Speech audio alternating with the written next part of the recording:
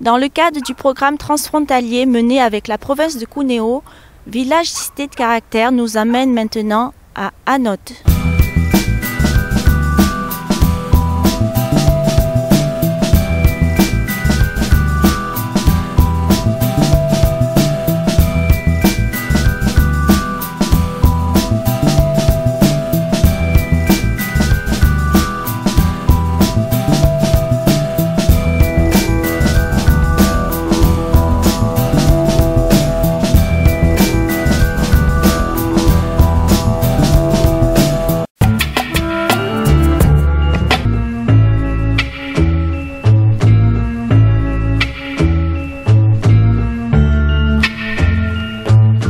C'est sous l'égide de la municipalité du Dr Bono en 1986 que Anote, avec à l'époque 7 autres communes, ont adhéré à ce syndicat mixte Village et Cité de Caractère qui regroupait donc 8 communes du département, alors que maintenant nous sommes 12 communes.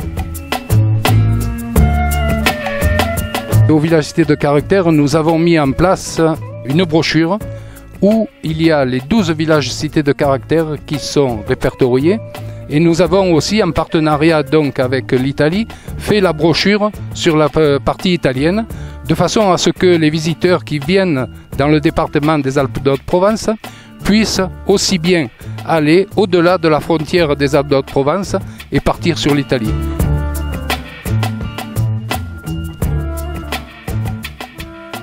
Nous avons la chapelle de Vers-la-Ville qui est un monument classé, chapelle qui se trouve elle-même entre les blocs de grès. C'est le site le plus ancien connu pour les premiers Anotins qui étaient déjà sur place à l'époque celto-ligure. Ensuite, le village s'est déplacé sur son emplacement actuel.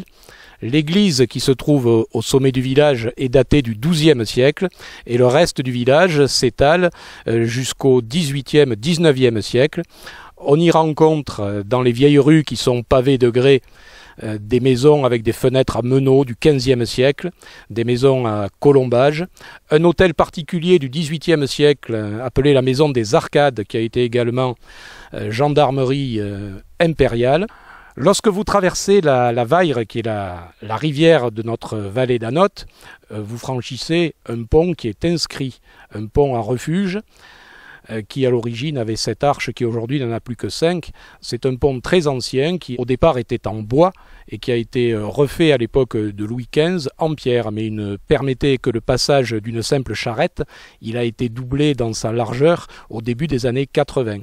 Pour compléter ce patrimoine, la place du village est ornée d'une série de platanes qui sont eux aussi inscrits. Et pour les monuments classés, je terminerai avec la croix romane, qui est une croix couverte du XIIe siècle, sans oublier le célèbre train d'Épingle, puisqu'Anote est sur la ligne des chemins de fer de Provence qui relie Nice à Digne. La gare d'Anote, sur cette ligne du train d'Épingle, est une gare importante. Cette voie étant une voie unique, les trains se croisaient et se croisent encore pour la plupart à Anote. Donc dès le début du XXe siècle, le premier train à vapeur étant arrivé en gare d'Anote venant de Nice en 1908, Anote a un patrimoine historique et industriel lié au chemin de fer qui est remarquable, ne serait-ce que le viaduc qui surplombe le village.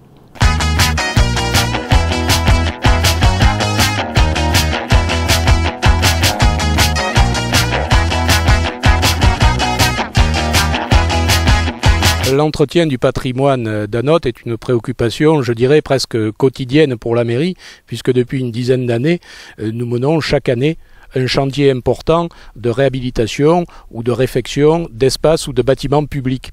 Pour améliorer la vie des habitants d'Anote, nous avons enlevé toutes les lignes électriques qui étaient dans les rues du village, qu'on appelle des toiles d'araignée. Cette année, dans le cadre du programme européen Interreg Alcotra, la réfection complète du pavage de la place de l'église et de la montée des Valasses qui se trouve à l'arrière de l'église. Nous avons un tailleur de pierre qui a fait pas mal de dalles pour les places du Coulet, pour la place du Moulin, pour les rues d'Anote. Nous avons près d'une dizaine de maisons dont les façades, les toitures, les menuiseries ont été refaites, faisant de cette place du Coulet un espace qui est maintenant entièrement rénové. Sans ces apports financiers, grâce à ces fonds européens, au point de vue commune, nous ne pourrions pas faire tous ces investissements.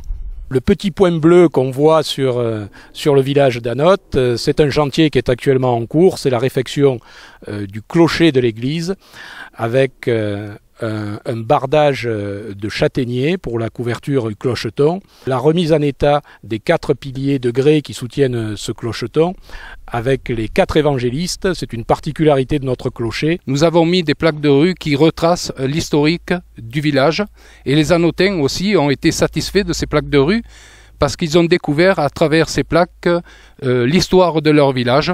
C'est un musée à ciel ouvert. Pour accueillir ces visiteurs, Anotte dispose avant tout d'un office de tourisme 2 étoiles.